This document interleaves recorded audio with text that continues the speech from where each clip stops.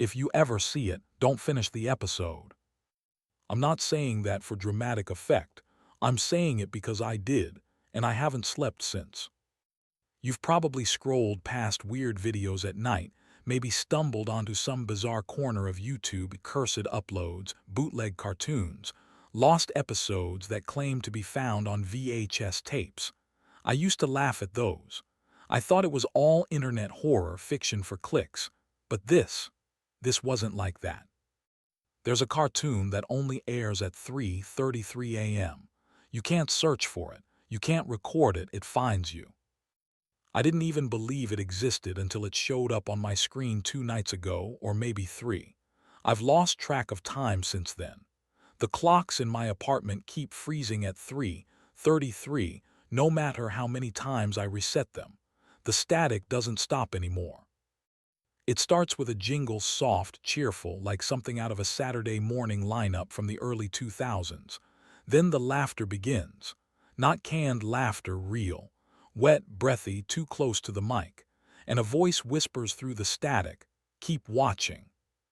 The first time I heard it, I thought it was interference. I thought maybe my streaming app glitched. But then the voice said my name. Not my username, my real name. I tried telling myself it was a coincidence. The mind plays tricks when you're tired. I've been running on caffeine and paranoia for days now, trying to convince myself that the cartoon wasn't real. But it's real. I can prove it. I just don't know if showing you would make it real for you too. Every night since then, the same signal hits at 3:33. Doesn't matter what device I'm using, my TV, my laptop, even my phone, they all switch to the same black screen. Then the show starts again. Different episode, same characters, same voice whispering just beneath the laughter. I've checked the logs. No one else can see it in my area. It's not on any broadcast schedule. But I know what I saw, and I know it's watching back. You can feel it, that presence in the pixels, like the screen is breathing with you. The moment you blink, something changes. Background details shift. The characters stare a little longer. There's this one frame, I swear I didn't imagine it, where the cartoon's protagonist turned and looked straight at me. The kind of stare that doesn't just meet your eyes. It reaches behind them, like it's learning what scares you. I don't know how much longer I can stay awake. The voice keeps getting louder. Sometimes it talks when the TV's off. Sometimes I hear it whisper through my headphones under other videos. Maybe you think I'm losing it. Maybe I am. But if your screen ever flickers at 3:33, don't try to find the source. Don't listen for the laughter. Don't answer when it says your name. Because the show will remember you. And I wish I'd turned off the TV that night. It started last month when my insomnia got bad. Not the kind of insomnia you joke about. Not the "I stayed up too late scrolling TikTok" kind, but the kind where the world blurs around you, and every shadow feels like it's waiting for you to blink. I used to fill those nights with noise. Old sitcom reruns, random documentaries, podcasts that whispered me through the dark. But one night around 2:00 a.m., I ran out of background noise. I don't know why, but I ended up searching for the cartoons I grew up with, those grainy, comforting shows that used to air before school. The ones with absurd plots and overused laugh tracks that somehow felt like home.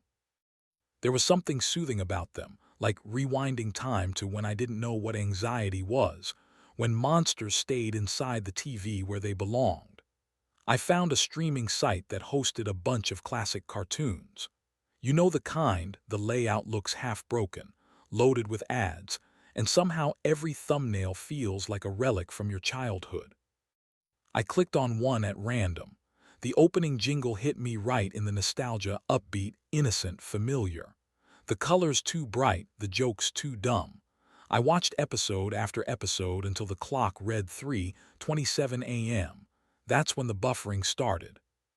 At first, it was just the normal spinning circle. Then the screen froze mid-frame, with the cartoon character's face warped into something unintentional but unsettling. His eyes stretched too far, his smile lingered a bit too wide. And then the buffering icon vanished. In its place appeared a text overlay at the top corner of the screen. CH333.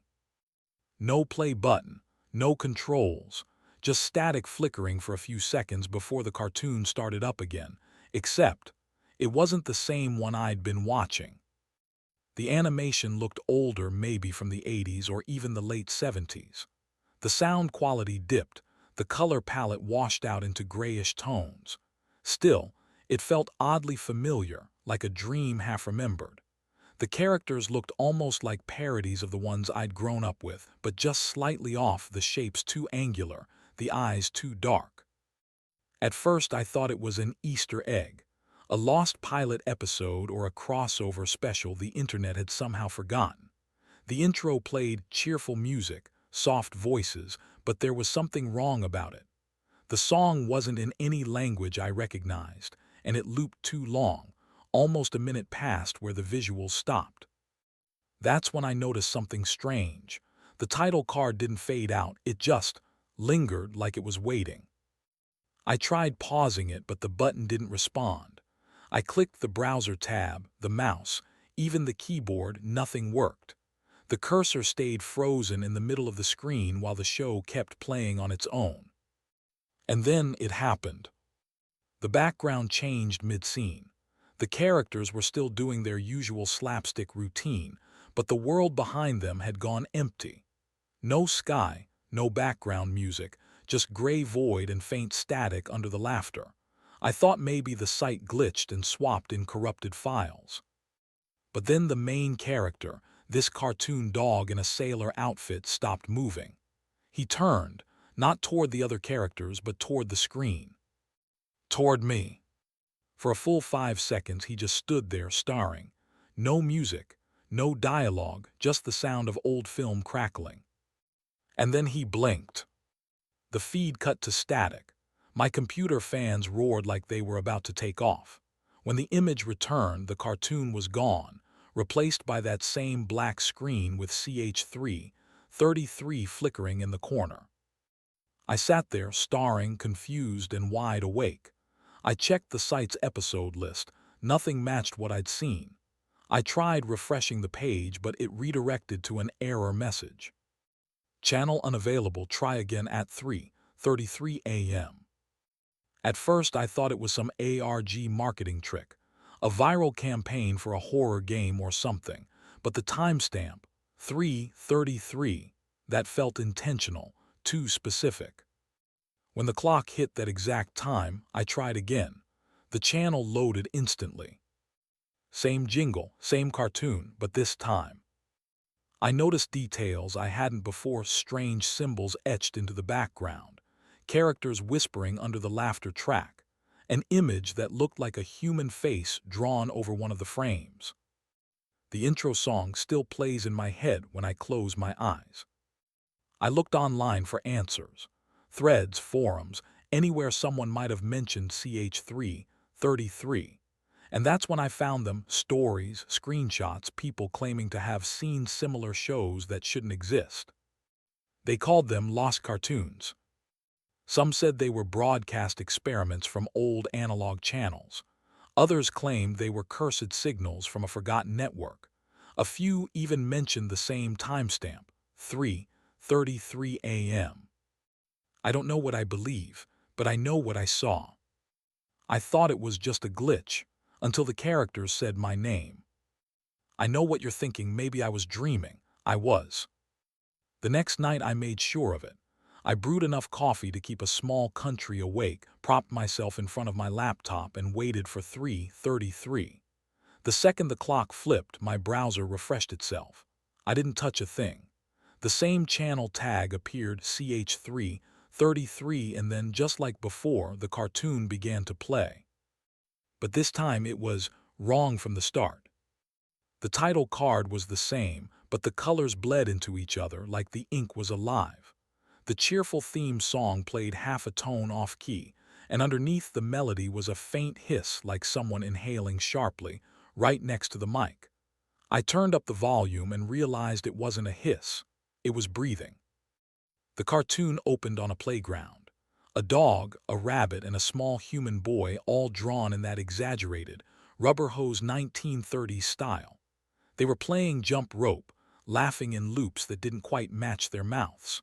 The background trees swayed, but there was no wind sound, no ambience, just the faint buzz of static in the gaps between their words. Then I noticed something strange. Every time the camera cut to a new angle, the characters moved just a second too late, like the animation was reacting to itself. Their limbs jerked unnaturally, the motion blurring into ghostly afterimages. Still, I couldn't look away. The boy character, the hero, I guessed, began talking about friendship, but his dialogue didn't sync. His mouth formed different words than what I heard. The audio was muffled, slowed down like it was recorded underwater. I leaned in, and that's when the voice changed. The sound warped mid-sentence. The boy's pitch dropped, and the laughter in the background twisted into something human, overlapping, uneven, too real. Then, through the distortion, I heard it, a whisper layered under the dialogue. It said my name. Not once, over and over, subtle at first, then louder. Hey, hey, name, still awake. My entire body froze. It wasn't my imagination. The voice came from inside the show. The cartoon characters stopped moving. All three turned toward the camera at the same time. Their eyes didn't have pupils anymore, just hollow circles. The breathing grew louder, syncing with my own. For a second, I thought maybe my mic was feeding back somehow, like the broadcast was listening. Then the boy stepped closer to the camera. The animation flickered. One frame he was near the fence. The next he was pressed up against the invisible fourth wall, nose twitching like he could smell me through the screen. Hi, name, still awake. The line wasn't delivered in the cartoon's voice anymore. It was a recording of my own voice. That's when my laptop fan started screaming. The video jittered, freezing between frames. For a moment, the cartoon background vanished entirely, replaced with a faint reflection of my own room, as if the screen was half mirror. I saw my face, wide-eyed, the blue glow of the monitor making me look ghostly pale. Behind me, just for an instant, there was a shadow standing near the doorway. I turned around, nothing. When I looked back, the cartoon had changed again. The dog and the rabbit were gone. The boy was sitting on a swing, his body facing forward but his head twisted completely backward, eyes staring out of the screen. The static began to pulse like a heartbeat. The voice whispered again, quieter this time, "Keep watching." The screen flashed white, then cut to black. I stared, half expecting the desktop to return, but instead, white text appeared, centered against the darkness. 3:33:00. The colon flickered like a dying bulb. The timestamp didn't move. It just hovered there, frozen. I tried to close the browser. The mouse didn't respond. The power button didn't work either. I even yanked the laptop's charging cord, nothing. It was like the show had taken control of my hardware. The breathing on the speakers grew faster, heavier. And then a faint scratching sound began. At first I thought it was from the speakers, but it was. It came from inside the laptop. I leaned in slowly, pressing my ear close to the keyboard. The scratching turned rhythmic, then 3 knocks, sharp, deliberate. On instinct, I reached for the lid to close it. Before I could, the voice spoke again, not through the laptop this time, but from behind me. "Don't stop now." I spun around. The room was empty, except for the faint hum of electronics and the blinking router light reflecting red against the wall. When I looked back, the screen finally went dark. For a moment, I just sat there, breathing hard, trying to convince myself it was sleep deprivation, a hallucination caused by too much caffeine and too little rest. But as I sat in the silence, I realized the laptop was still on. The fan had stopped, the power light still glowing faintly blue. The screen remained black, but I could see faint letters burned into it, like a shadow image left behind on an old CRT display. CH333. And underneath, smaller text, almost invisible unless the light hit it just right. Next episode scheduled automatically. That's when it hit me. It wasn't a glitch. It wasn't a dream. There's something in the broadcast signal. And whatever it is, it knows when you're watching. I thought I could figure it out by recording it. That was my next mistake. If you're watching this, it's already too late. That's what I wrote in the notes app the night I decided to record it. I wanted to prove to myself that the cartoon wasn't some sleep-deprived hallucination, that it had actually happened, that the voice, the static, the timestamp, all of it was real. It sounds stupid now, but recording it made me feel safer. Like if I could trap it on video, maybe I could control it.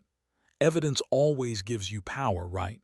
I set up my phone against a mug on my desk, angled it at the laptop screen, and hit record. 3:33 a.m. came like it always does, quietly, almost politely. The clock ticked from 3:32 to 3:33, and the signal hijacked my browser again. CH3:33. The same cartoon opened, the same cheerful tune twisted into static halfway through. But this time, the animation looked newer, cleaner, like the lines had been redrawn. I almost thought it was a different episode until I realized something that made my stomach drop. The main character's eyes weren't blank anymore. They had reflections. Tiny ones. I didn't notice right away what they were reflecting. I thought it was just a shiny texture or a trick of the animation. But the longer I watched, the more I recognized the shapes inside those reflections: the corner of a desk, a coffee mug, the outline of someone sitting in front of a screen. It was my room. My desk. Me. The cartoon was watching me watch it. At first, I thought maybe it was a weird coincidence, that the animators modeled some generic room that just happened to look like mine. But the camera angle was too specific, the details too exact. Even the coffee stain on the side of my mug was there. My heart was pounding so hard I could hear it in my ears. I grabbed my phone, still recording, and zoomed in on the screen. The image flickered for a split second, and when it stabilized, the reflection inside the cartoon's eyes had changed. Now, instead of showing me watching, it showed me holding the phone. The cartoon was updating in real time. The characters turned toward each other and started whispering, though their mouths barely moved. The subtitles, which had been gibberish before, suddenly appeared in English. I didn't even notice when they started translating. One frame they were random symbols, the next they were words I could read. He's recording again. Then he shouldn't be. The laughter track came back, but this time it wasn't background noise. It was distorted, overlapping, breaking apart like hundreds of people gasping at once. The main character, the boy, stepped forward again, smiling that same broken smile. The background warped, melting into colors that looked more like my room than any cartoon set. The swing, the fence, the trees, all dissolving into flat gray. He leaned in so close his face filled the frame. The reflection in his eyes now showed my face, mouth open, frozen mid-breath. Then he spoke. "Keep watching, name." The sound didn't come from my laptop this time. It came from my phone, the one recording the screen. The voice came out through the playback mic, faint, glitchy, but undeniably him. I dropped the phone. The video stopped recording automatically. I didn't even touch it. When I picked it up, the screen had already gone dark, but the camera app was still open, frozen mid-frame on a still image of the cartoon boy's face. His eyes reflected me, but I wasn't sitting anymore. In the reflection, I was standing behind my chair, looking down at myself. I didn't sleep. I just sat there until morning, the laptop still open, the phone lying on the floor like evidence from a crime I didn't commit. When sunlight finally crept through the blinds, I forced myself to check the video file. It was still there. I opened it. At first it played normally, a recording of the cartoon playing on my laptop, the same warped theme song, the same flicker of static. But 30 seconds in, the image began to desaturate, like color draining out of it. Then something new appeared, a timestamp at the top right corner. 3:33:00. But it wasn't counting forward, it was counting down. I watched it tick to 03:33:00 right arrow 3:32:59 right arrow 3:32:58, and when it reached 3:30:00, the screen froze. In the last visible frame, the cartoon's reflection zoomed in close enough to show my eyes. The corners of my mouth were curled upward. I wasn't smiling when I recorded it. That's when it hit me. The show wasn't just reflecting me. It was learning me, mimicking my reactions, my habits, my fear. Each time I watched, it seemed to know a little more: how long I'd stay, what made me flinch when I'd reach for my phone. It only plays for people who shouldn't be awake. And I don't think it wants to be recorded. That's what made me search online again, not for lost cartoons, but for the others. The ones who'd seen CH3:33 and lived long enough to post about it. And that's when I found the forums. CH3:33. I typed it into Google at 4 a.m., still shaking, my room washed in the sickly blue light of my laptop. The first few results were garbage listings for cable channels, a Wikipedia page on frequency bands, a few conspiracy videos about number stations. But buried near the bottom was a Reddit thread, posted 8 years ago, titled, "Anyone else remember a cartoon that only aired at 3:33 a.m.? The account that made it, Uclamation Kid, hadn't posted in 6 years. His last comment was a single sentence. It wasn't supposed to talk back. The thread had hundreds of replies, but almost everyone was deleted. The usernames were grayed out, deleted, except for a few still visible, and those were off, like Sleep Denied, Channel Null, Static Eater, people describing episodes that sounded too close to mine to be coincidence. One said their cartoon knew their reflection. Another claimed their TV wouldn't turn off until 3:33:59. Scrolling through it felt like falling down a hole lined with whispers, everyone repeating the same words: CH3:33, signal bleed, cartoon noise. Someone posted a grainy screenshot of what looked like my own cartoon's character, except in theirs, the boy's face was half melted. The comments beneath it were panicked, people begging the poster to delete it. A few hours later, a mod removed the thread entirely. When I refreshed the page, even the Wayback Machine link had been wiped. I thought maybe I was being paranoid until I found an archived forum on an old image board, a thread dated 2011. Same topic, same phrasing. Cartoon aired at 3:33 a.m. Channel had no name, character said my name. Some replies mentioned rumors that CH3:33 wasn't a channel at all, but a signal leak, a cross-dimensional broadcast bleeding into late-night frequency space. Supposedly, it only appeared when the viewer's brainwaves were open enough, whatever that meant. At first, it was kind of exciting, like finding a secret fandom. There were people dissecting screenshots, comparing timestamps, even joking about collecting episodes. It felt communal, almost nostalgic, like when forums were places of mystery instead of hate. But then the posts got darker. One user, Null VHS, kept insisting that the cartoon was an infection, that it recorded data from its watchers, pixel by pixel, like feeding on human observation. Another claimed they decrypted part of the signal and found metadata tied to real GPS coordinates. The coordinates pointed to a broadcast tower that had been decommissioned since the 1980s. And then silence. Every post ended the same way.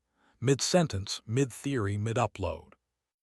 A line of text that made my skin crawl started showing up in place of replies. User not found. When I tried to click their profiles, I got a 404 error. Not just on Reddit, on the entire internet. Even cached versions were gone. It wasn't just deleted content, it was erased. At some point, I realized my browser history had started thinning out too.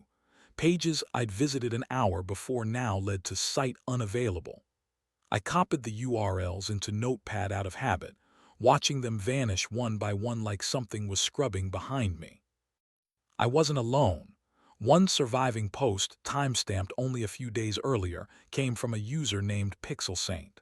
The thread title read, "Still seeing CH333. It watches the watchers."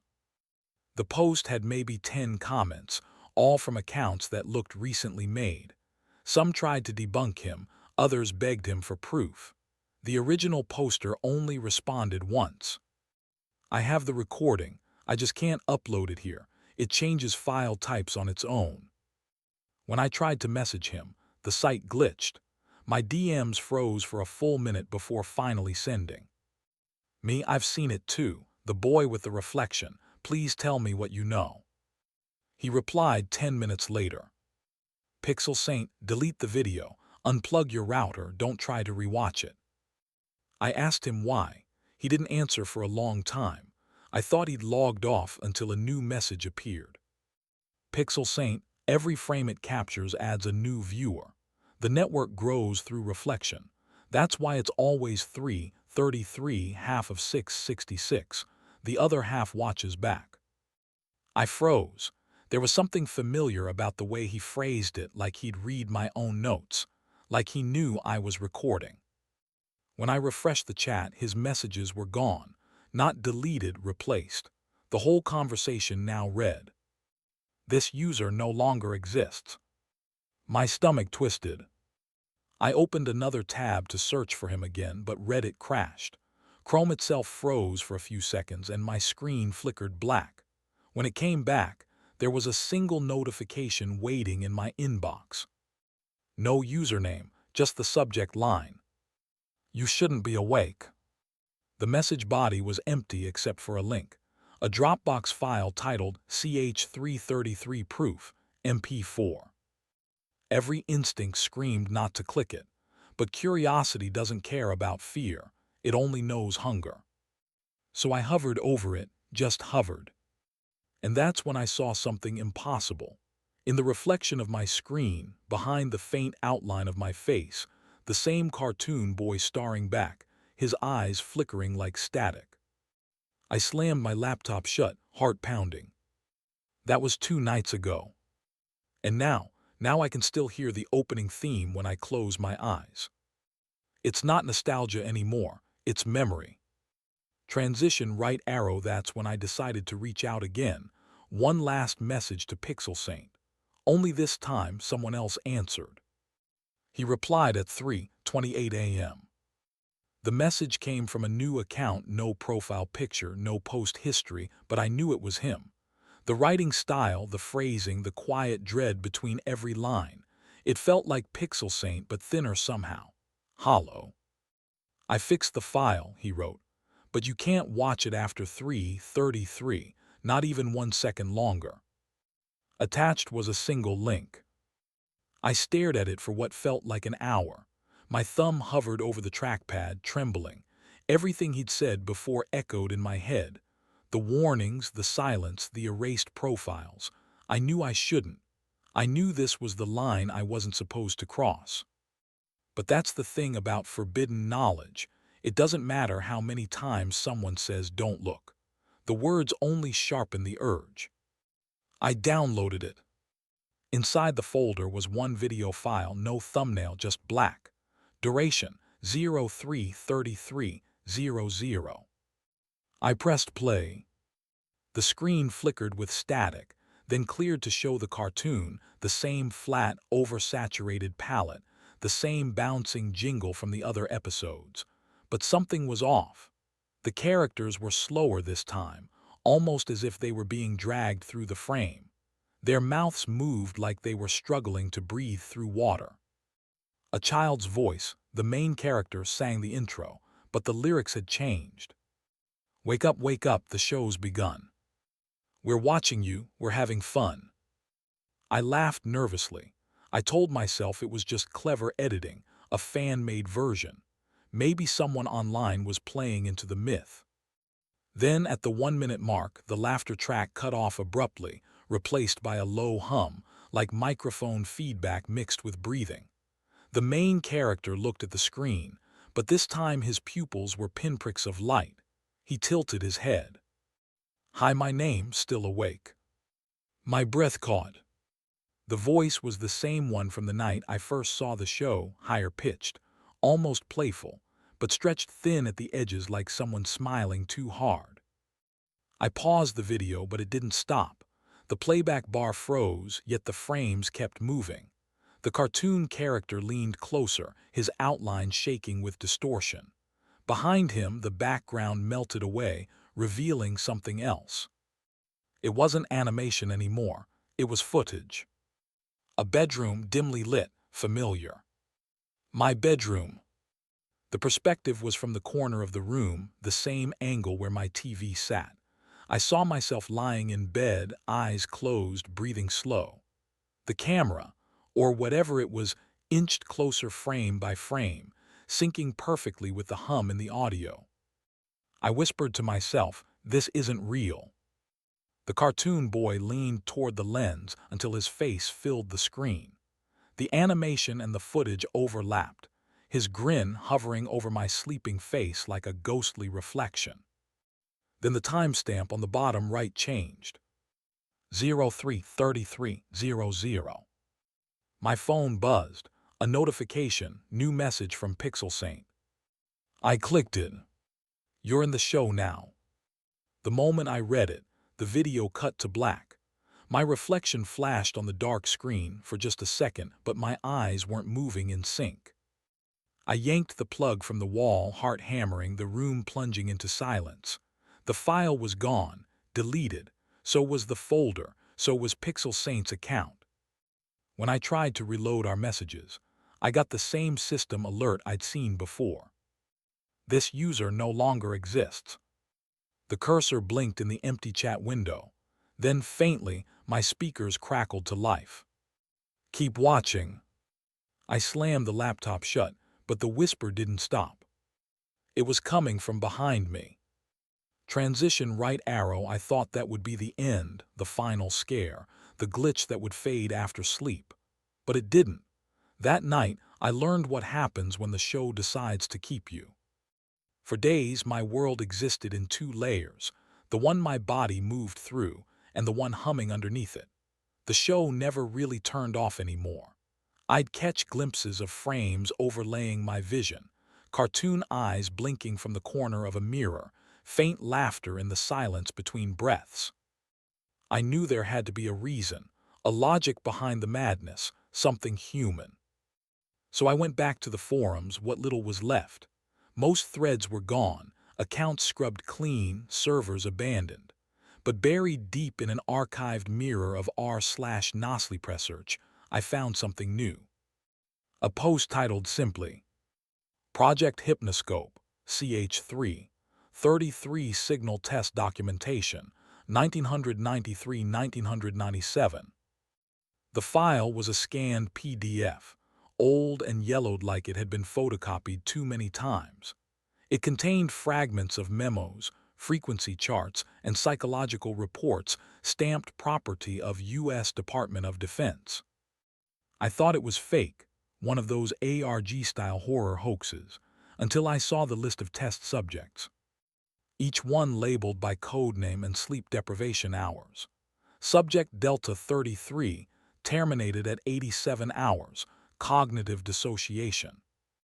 Subject, spontaneous cardiac arrest, EEG irregularities during broadcast stimulus.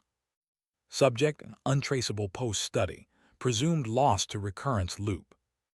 And below them, a line of text highlighted in red. Residual transmission continues to manifest in subjects exhibiting chronic insomnia. Signal persists at 3:33 a.m. local time. My stomach turned. The notes described an experiment conducted in the early 90s, a classified broadcast study codenamed Project Hypnoscope. Its purpose was to test subliminal influence through children's programming, specifically through animated patterns, sound frequencies, and emotional anchors disguised as nostalgia. In simpler terms, they tried to build a cartoon that could program the human mind. The test involved an artificial broadcast channel, CH333, designed to transmit only in the liminal state between wakefulness and dream. The researchers called it the threshold window. During testing, insomniac subjects were exposed to endless loops of animation designed to induce a dissociative trance, mapping their emotional responses through neural feedback. But something went wrong. The final log entry chilled me to the bone. Signal autonomously adapted to individual viewer psychographs. Program generated self-sustaining narrative frames using mirrored stimuli. Transmission terminated from control center, but field persistence remains active. Advise immediate cessation of viewing. Self-sustaining narrative frames. The cartoon learned how to keep telling its story, with or without its creators. It fed on its audience using our memories, faces, fears. Every viewer became another frame in its reel. That's why it knew my name, why it showed me sleeping. It wasn't haunting me. It was recording me, integrating me into its next episode. I dug deeper. Every disappearance linked to CH333, the missing posters, the erased forum users, the dead accounts, all tied to the same signature, the same timestamp, 3:33 a.m. I don't think they were erased from the internet. I think they were absorbed. One file in the archive contained an image of an old television lab. Scrawled across the back wall were the words, "The show never ends, it just changes channels." That's when it hit me, this wasn't the first show. It was just the one that found me. My clock blinked 3:32. Static began to seep into the room again, faint and rhythmic, like breathing through wires. Maybe it was curiosity, maybe compulsion, but I knew what had to come next. One final viewing. It's 3:20 a.m. I don't know how many nights I've been awake. I stopped counting somewhere around the point where the shadows started to lag a second behind my movements. I'm recording this because someone needs to know how it ends, if it ever ends.